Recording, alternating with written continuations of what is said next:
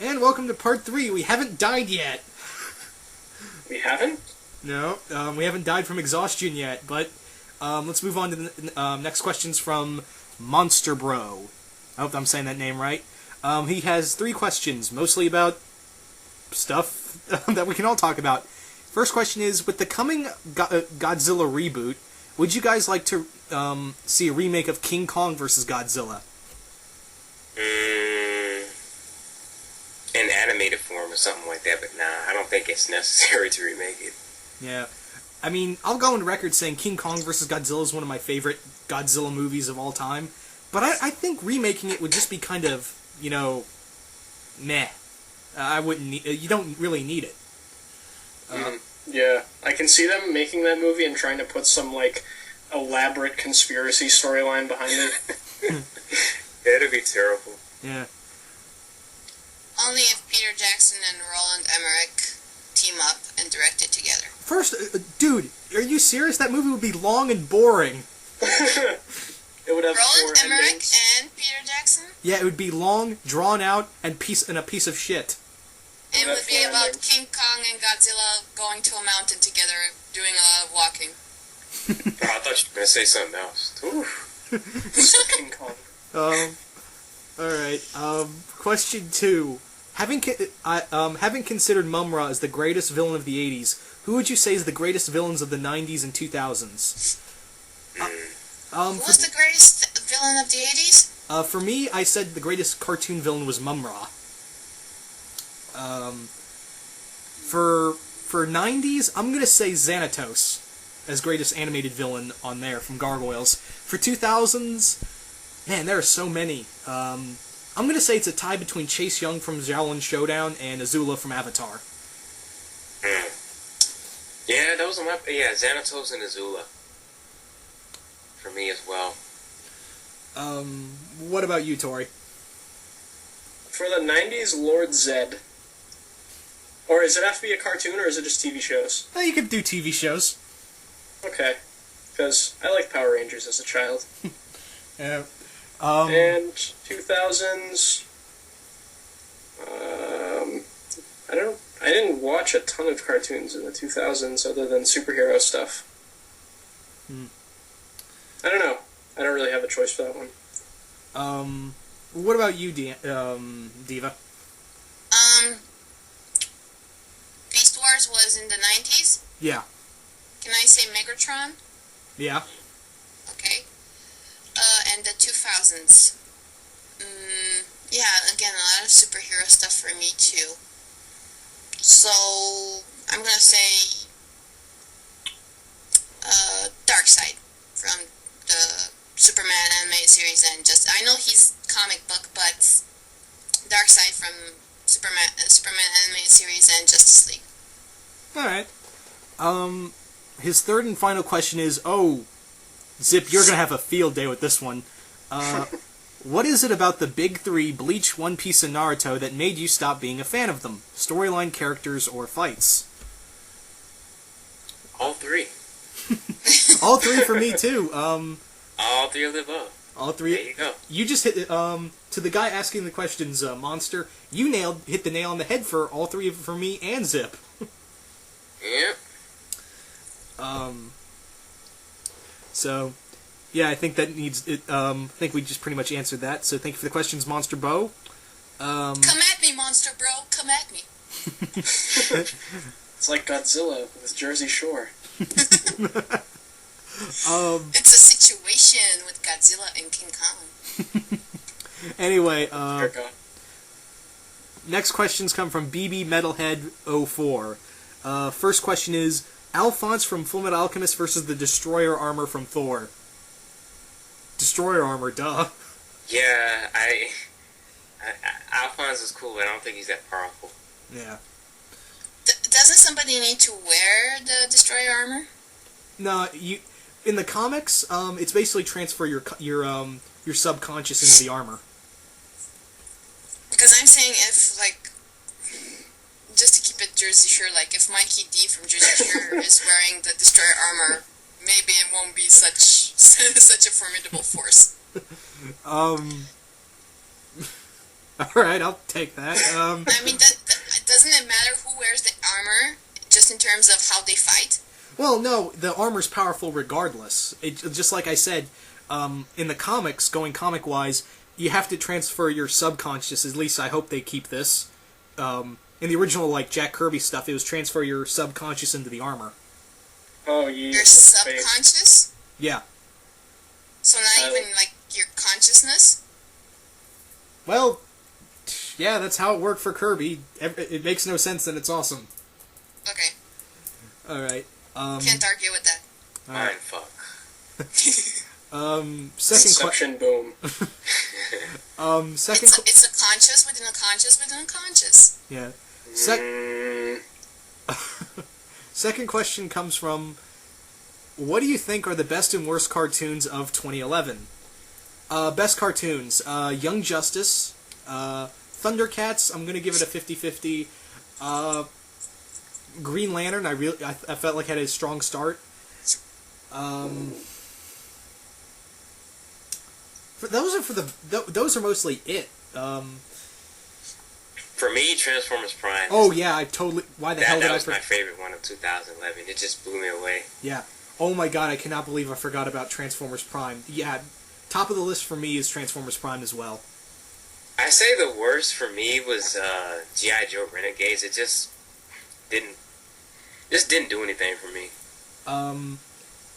G.I. Joe Renegades is up there as not like worst, but it wasn't one of my favorites because it just felt like towards halfway through the series, it felt like Snake Eyes and Friends. But I didn't hate the show.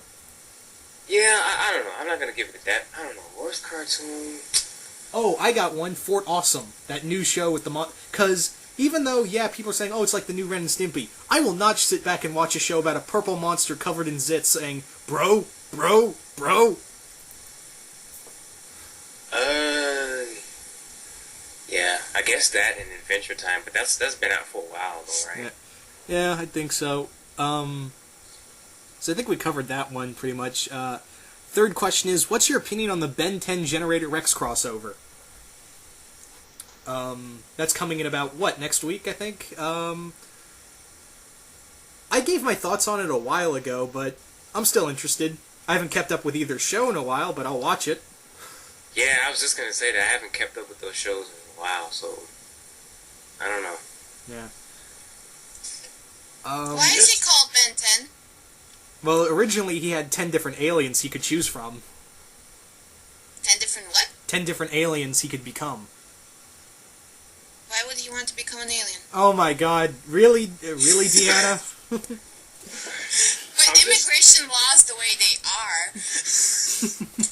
Oh, clever. Okay. In terms of the best cartoons, do you guys like Avengers: Earth's Mightiest Heroes? Oh yeah. Oh my god, why did we forget that one too? I went down my ass. I was just curious because you guys didn't mention it, and I was liking the show. Yeah, me too. So yeah, for answer your second question again, Avengers as well. And the fourth question he had is, what things are from DC Nation are you most excited about, and what are you least excited about? I'm most excited for Green Lantern and the fact that we're going to get all these new DC shows. Apparently, we're also going to get the Blue Beetle TV show on there. The live action Blue Beetle? Yeah. I am interested in his shorts. I did see a Deadman short, looks like, so I'm like, cool, that's awesome. Yeah. Favorite superhero finally getting to shine. I don't know. I'm not really looking forward to Beware the Batman, but I'm interested. Yeah. Because the Green Lantern really surprised me, so maybe they can surprise me with this new CGI Batman stuff. Yeah. So, I'm even gonna say I was actually excited to see the Teen Titans get their own animated shorts. Granted, they're chibis, but I'll take what I can get. And they're actually getting all the original voice actors back for that one. That's awesome. Oh yeah. What about you, Dan? What do you like about DC Nation? Are they doing those shorts indefinitely? Like they're just going to keep doing them? There's not like a set amount. I don't right know. Now? I don't know. Okay, because the thing I was most excited about was the shorts, so we could get like characters in animation that haven't necessarily gotten like won't carry their own TV show. Like if there was like an Aquaman or the Flash short, like that'd be awesome because those are my two favorite DC characters. So Like Meet the Currys? yes, Dan, you That like should be in it. Aquaman? yeah, I do a lot. So you're the one. Yes. You know what would be really cool if they showed the DC animated shorts, like the DC Showcase stuff, like the Spectre and Jonah Hex's stuff on here. Yeah. Yeah, that's. I want to see more something along those lines with those shorts, because those would be awesome. Yeah. I agree. I like it if they would release like a DVD anthology, and all the shorts are on one DVD, and they would have a lot of special features where they show exactly how they produced each short. Yeah. Didn't they do that? Yeah, with the I think it was the one with Shazam, Captain Marvel. Yeah. But yeah, I have it. Yeah. So, thank you for those questions, BB Metalhead. Moving on now to Action Fan 19. He asks, how would you feel about Nemesis Prime on Transformers Prime? Oh, wow, Nemesis Prime. Oh, I'd love that. I think that'd be some cool stories right there. For those who don't know, Nemesis Prime was like he was basically evil Optimus in a nutshell. Yeah, pretty much. Yeah. I'm all for it. Yeah. Second question is, if you could create a new DC or Marvel movie, what would it be? Well, for DC, I would love to have a JSA movie. Yeah, that would be awesome. I just want DC to put out more better material than they are now, as far as movies go. Yeah. Just give us something amazing. Yeah. You know? Yeah. Other than Batman. Yeah. Yeah, other than Batman. Deanna, do you have any picks for a DC movie? Because I know I guess we'll skip Marvel because we talked about that earlier.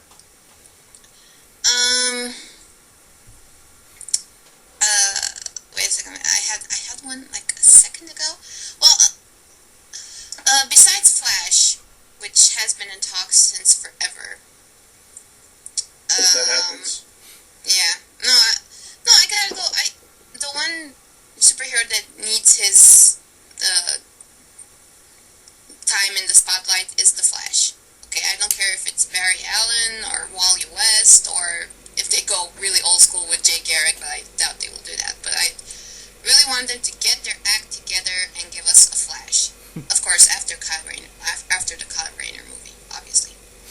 Yeah, it's definitely going to be Barry. They forgot Wally existed. Yeah, unfortunately. But Yeah. and please give us a good Wonder Woman movie, for God's sake. Oh yeah, definitely. I'm not even touching that one. Yeah. Okay. Third question. You guys want to move on to the third question?